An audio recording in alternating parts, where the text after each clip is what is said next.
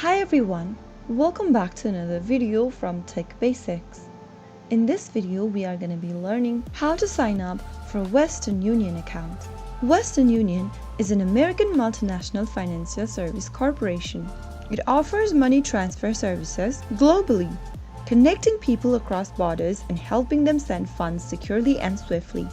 To sign up for Western Union, the first thing to do is to open your preferred web browser. Go to the URL box at the top of the screen and type in westernunion.com. You will be able to visit the Western Union main homepage. To create your account, click on Register at the top right-hand corner.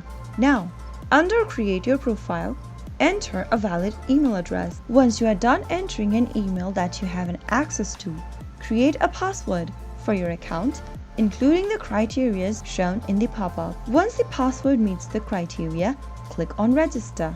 Enter the PIN code that you received via email. On the next page, open up a new tab and log into your email inbox that you registered with and click Open the email from Western Union Response. Copy the verification code that is 4 digits long and paste it in your Western Union website.